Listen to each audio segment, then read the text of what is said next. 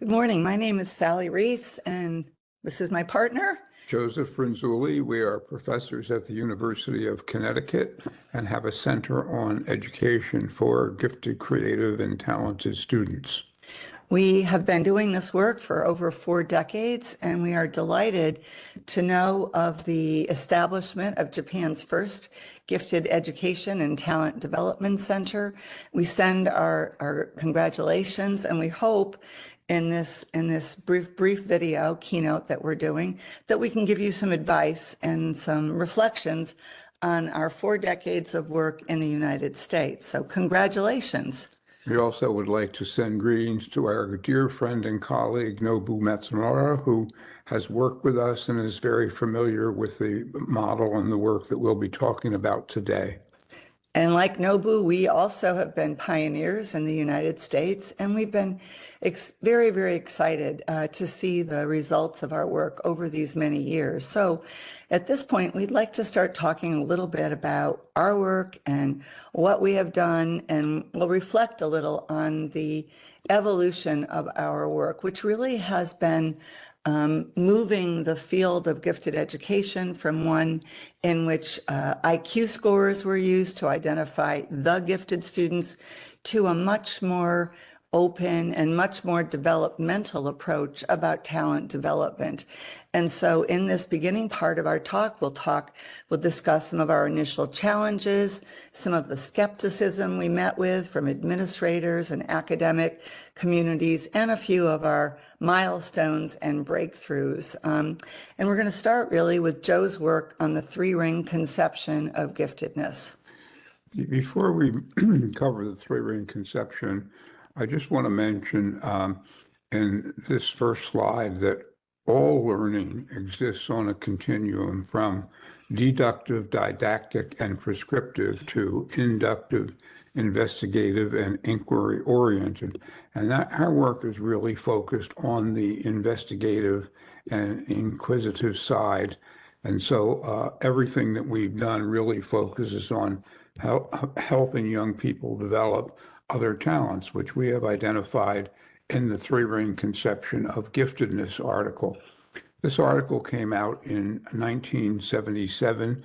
It did meet with a good deal of resistance from the persons who believe that only IQ determined giftedness, but it is based on a lot of research and also a lot of looking at people who have been significant contributors to the sciences, the arts, and other forms of human potential. In many cases, these were not necessarily the persons with the highest IQs, but they certainly did have above average ability in their area of study. But they also displayed a great deal of creativity, the ability to look at new ideas and examine possibilities for future work, and also what we call task commitment, which is a refined or focused form of motivation. It's like motivation, but it focuses on a very particular area of interest. In our work, the importance of interest is very much emphasized. It is these 3 clusters of ability working together that produce what we call gifted behaviors. And the second part of our theoretical work has to do with the enrichment triad model. So let me just comment as we talk a little bit about 3-ring conception on how revolutionary this was. Joe is very modest, but this approach, this definition changed our field. The article was rejected from all of the gifted and talented journals. I think there were 3 major journals at the time. And so it had to be published. I submitted it to a non-gifted and talented journal, the very, very rigorous journal Phi Delta Kappan. It was accepted. And it really has become the most cited article in the field, but also, I believe, the most influential article in the field, because it stopped talking about the gifted and talked more about gifted behaviors. So the 3 clusters of abilities, above average ability, task commitment, and creativity, actually the intersection of those clusters is where we find gifted behaviors. And it's really the first time that anyone said, let's talk less about gifted children and let's talk more about talent development and the development of these characteristics in a broader population. And in fact, in Joe's early work, much of the controversy came when he basically said all students have talents and we need to look for, develop, and nurture those talents.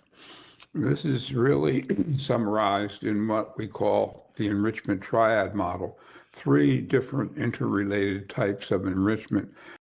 The important thing here is that we provide general enrichment, type 1, general exploratory experiences, and type 2, methodological training. Think of that as thinking skills for all children. And young people who get excited about, for example, a type 1 experience, it might be a field trip, it might be a book or article that they read or a TV show that they watched, and they want to learn more about it. So that's the arrow going down from type 1 into type 3. And also from type 1 to type 2 means that they need to develop certain kinds of investigative skills to explore that interest. Now, type 3 enrichment is really the highest level of payoff in our pedagogy.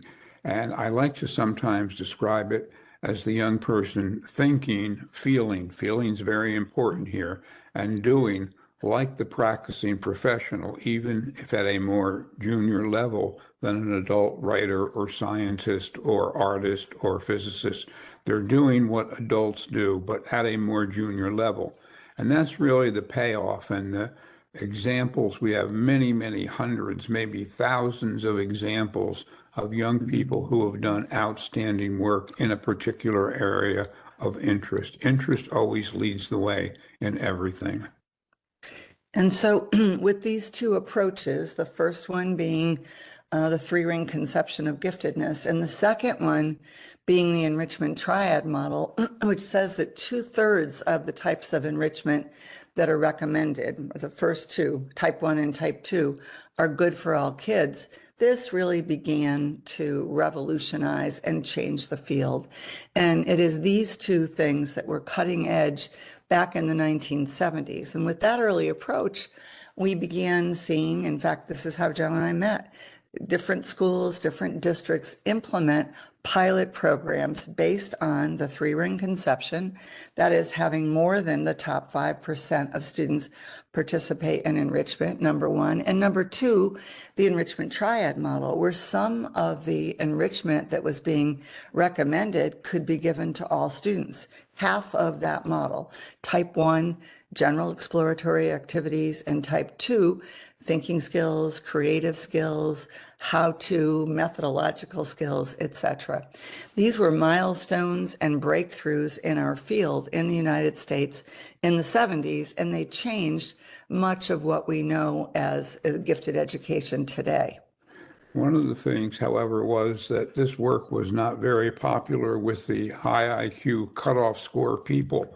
And in fact, in addition to having the article rejected by gifted journals, we were not invited to speak at very many conferences because there is a majority of people at that time who thought IQ was the only definition of giftedness. And so we started our own summer institute. It's called Confertute.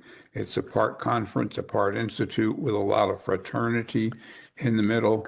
This summer will be our 47th year. It's always a week in July, and we invite you to think about attending sometime to learn more about our work. So Confertute, as Joe mentioned, began in 1978 with about 200 teachers. It's run every year except during COVID. And that particular conference, we believe, is also part of the reason that our work spread. So hundreds of teachers, as many as 700, have attended in the summer.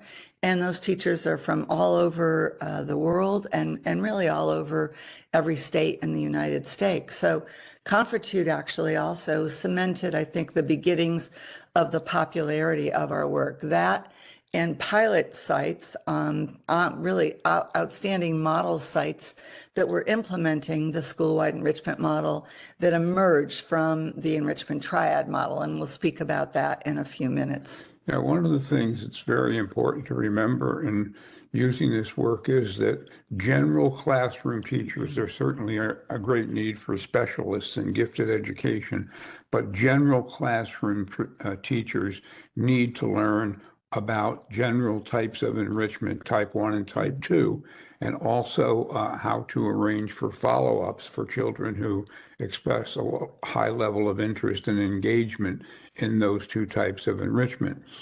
The next thing we did was apply for a grant from the United States Department of Education for a research center on these types of enrichment. And we've tried to summarize that research center in the next two slides. One of the things that we did was we didn't say, aha, we got the grant and we're going to do all the work. Rather, what we did was we tried to involve everybody in the field from the classroom level to the national level who had some interest and expertise in various aspects of talent development. And we included them. They wrote many papers. They did many presentations related to this. They spoke at Confertute. So that was very important.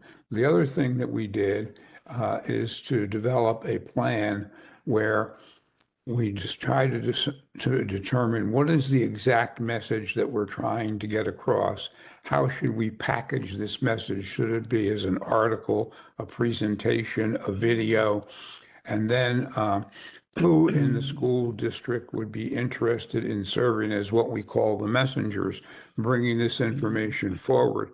And I must tell you, in this regard, many school administrators became more favorable to our work because they saw it as stopping the idea that one child is gifted and the next child is not gifted, but that we should be doing some enrichment activities for all students. And then, of course, just the various audiences. And in this case, as teachers are always a major audience, but I believe that administrators must be influenced by this as well. So we do a lot of training for administrators as well as policymakers, members of boards of education, or members of ministries of education who oftentimes have a lot of control over what goes on in schools. I think an example will serve to illustrate the impact of the research center. During this time, much of the beginning work in the United States on differentiation was being started. And in fact, the partners for the University of Connecticut and the Research Center were Yale University with Bob Sternberg, University of Georgia with Mary Fraser, who studied how to identify and program for diverse students, and then University of Virginia with Carolyn Callahan and Carol Tomlinson. So one of the studies that has probably been about the most cited is a study that I led on curriculum compacting. Compacting is another component of the school-wide enrichment model in which teachers identify student strengths, content strengths, and then as part of their identification of content strengths, eliminate content that students have already mastered, replacing that with content that is more engaging, more interest-based, as Joe mentioned, but also more appropriately challenging. And so curriculum compacting, which had not had an empirical study conducted on it, was actually studied using 27 school districts across the country. And those school districts, half of them did compacting, while another group did not. We were able, because we had the money from the research center, we were able to design a very high quality study. And what we ended up doing was showing unequivocally that talented students, academically talented students whose curriculum had been compacted, could do just as well on achievement tests as anybody else, any other student whatsoever that had not had their curriculum compacted, but were equally talented. And this was cutting edge research. This is one example of hundreds of studies that were carried out with the funding of the National Research Center. And this was, of course, Joe's idea, Joe's brainstorm. One of the things that people often ask us, well, if you're not looking just not at test scores, what do you look at? Over the years, we've done research on many instruments. I mentioned already interests, how children like to learn, how they like to express themselves. These instruments are soft data, but they are very important data because they tell us things that no achievement test will ever tell us. You'll also see as we move on that this was also the beginnings of a talent development framework. And the talent development framework that ended up emerging from this was the school-wide enrichment model. And Joe and I worked on this for decades. So the first book on the school-wide enrichment model was published in 1985. The second was edition in 1997, and the third edition was published a few years ago. And we have continued to do research on this. We've continued to, I'd say, tweak it and make it better. This is used by thousands of school districts across the country and across the world. You'll see on the map that we have of SEM that we have included Japan because there are going to be some pilots of that in your country, which we're very excited about. But the SEM is a talent development for all framework. It's used as a magnet theme in schools, a charter theme in schools. It's used as an after-school program, a Saturday program. And in the SEM, there are three major components, three major service components. The first is looking at students' interests, looking at students' preferred modes of learning, looking at the ways that students enjoy learning, looking at their opportunities for curriculum compacting, which I've mentioned earlier. We do a creativity assessment as part of SEM, and also more recently, we've included built-in assessments on executive function and leadership. So these are the things that we like to look at. We'd also very much like to talk about how in the school-wide enrichment model, these three services, looking at interests, the way students learn, their executive functions, etc., looking at enrichment that we can provide for them, the enrichment triad model, and you'll see this in a schematic overview of the SEM, and then also looking at how we can compact curriculum. These can be brought to bear upon the regular curriculum, after-school activities, Saturday activities that parents or teachers might arrange, and also a series of opportunities for enrichment that we call enrichment clusters. And these can be provided to all students and are provided to all students in many different places that implement SEM. Our experiences with implementing SEM have been varied and very exciting. For example, SEM in Italy, SEM in Spain. We've trained a core of teachers. We've worked with a partner, oftentimes at a university or somebody who's a pioneer, as Joe and I have been, but also as you're seeing in your country. It takes somebody to have a belief in this. Talent development during using SEM is very active in many countries. In Switzerland, our dear friends, Victor and Salome Mueller have implemented it. In Italy, our friend Laura Milan has implemented it. And there was a great deal of resistance before these approaches gained broader acceptance because everyone believed initially that this was just going to benefit a small group of students. And when people saw that all students benefited from SEM, the model began to gain much broader acceptance. One of the things I think is important to understand in identifying strengths in students is there's really two kinds of assessment.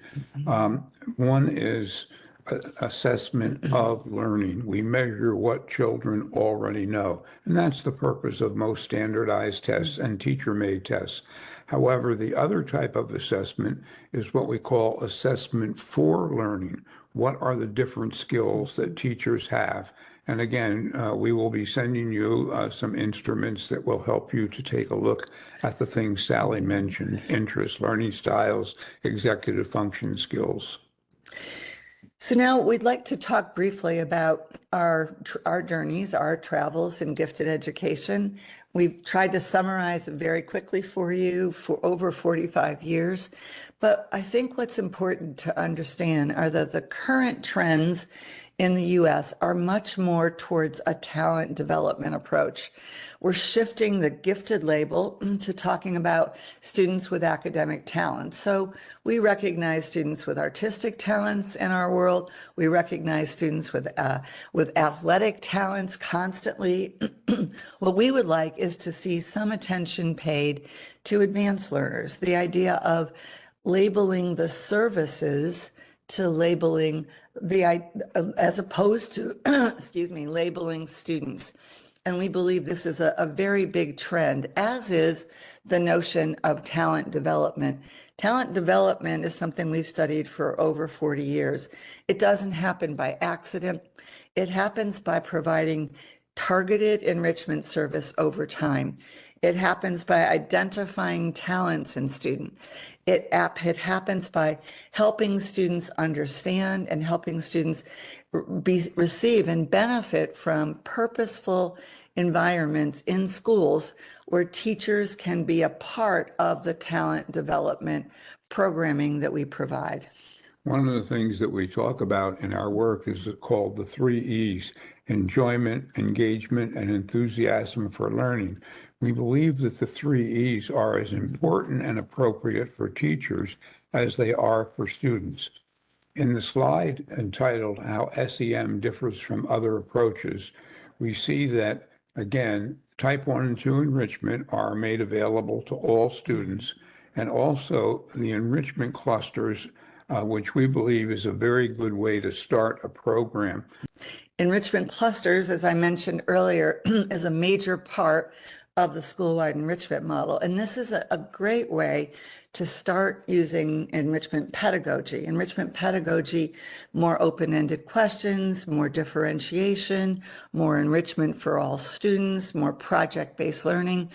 In the US, enrichment clusters in schools that use SEM usually happen once a week. They're highly engaging and enjoyable for teachers, and they're a great way to start talent development programs because teachers are not burdened. Teachers learn with students. There's not a lot of prep, but also teachers and students select a cluster in an area of high interest. So there may be clusters on creative writing. There may be clusters on doing science projects. There may be clusters on historical investigations. There may be clusters on gardening and building and chess and collections. And these are areas that teachers choose to pursue with students, and the entire relationship with students can change because students then see that their teachers also have interests. So enrichment clusters is a great way to start and a really good way also for us to get acclimated into what enrichment teaching and learning is all about. This is oftentimes where teachers start new school-wide enrichment model programs. And we would be remiss if we didn't also talk about the creative productivity part of SEM. And one of the things that we found from this is that teachers become much more excited. In most schools around the world, teachers are not given an opportunity themselves to think or be creative. They have to teach a ministry-controlled curriculum and prepare students to take an achievement test. Mm-hmm. And teachers really, in this model, feel like this is real teaching. This is how I can get so much more enjoyment into my classroom. And so, as Sally mentioned, a good starting point for an SEM program is always enrichment clusters, which does involve some teacher training. We don't want teachers to do the same thing they do in the prescribed curriculum, which is be mainly an information giver. Rather, we want them to get young people interested in a topic, learn how to do research on that topic, and then produce some product, whether it be written, a video, a dramatic presentation, or some other form of expressing themselves. And so as we think about our lessons learned over the last 40 years, model sites, model programs that people can come and look at, people that are very interested in enrichment, that want to start an enrichment program, starting with clusters, and then also involving teachers in some things that they can do, especially when they're already feeling overburdened. And those things are looking at student interests, trying to find examples of areas that students might be able to pursue creative productivity. The goal of our model for gifted education and talent development is creative productivity. So we would like to see more scientists, artists, scholars, engineers doing creative and productive work. Indeed, some of the experiences that we provide to children in schools are examples of creative, productive work that we hope they will do later in their life. One of the things that we highly recommend is that at the end of any school year, that we have a showcase where all of the students come together, usually in an auditorium or large space, and they display their products. And we invite students from different schools to come and visit and see these products. We invite parents, and of course, we invite policymakers that make decisions about the curriculum. We believe seeing is believing. And if you go to one of these showcases, you will see such outstanding work that you become interested in, and even people who are skeptical say, wow, I wish that my child, my son or my daughter could have an opportunity to do something like that. So try to think about what your showcase will be all about. Children during the day can visit from different schools, and in the evening, parents and policymakers, administrators can come to the showcase. That's where they get ideas from.